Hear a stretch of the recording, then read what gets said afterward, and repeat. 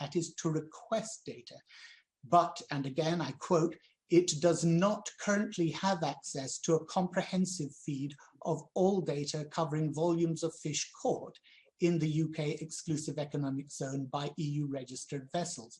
Now that looks... Barry, for goodness sake, we are an hour into this. Your questions are too long, Barry. I'm sorry, Chair. There's been a lot of the questions before, and I think it's a fair question. And given that the Secretary of State actually produced this at the last minute before this committee... Well, let him answer the question, Barry. For goodness sake, please. It's going on too long, your question. 3 months on, we still have no real-time knowledge of what 1,500 EU boats are catching, do we? And that includes the super trawlers. Chairman, on a point of order, is this in relation to trade with the EU? Yes, it is. Or is it fisheries management?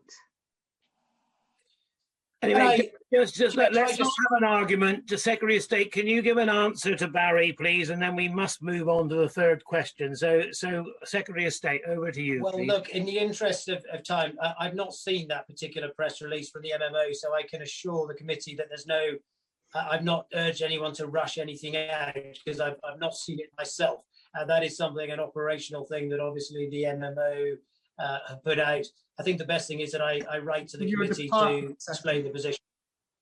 Yeah, I mean, I think Barry's right that it is your department, Secretary of State. I mean, I think what we would expect from you, please, is in writing an explanation of what's happening, how we are going to board the boats, how are we going to be check their data. Surely they've got it all. It's got to be all electronically referred back to their member states and to the EU. We should have access to that, especially when they are in our waters. So this is something I think that needs to be clarified, please. Yeah, yes, and that was all provided for through the TCA. So data sharing, vessel monitoring data, and so on. That is a standard feature of the fisheries negotiation that was provided for. So, but I will write to the committee just to explain what the current position on that is.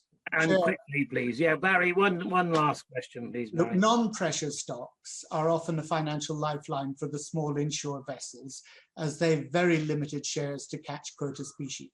And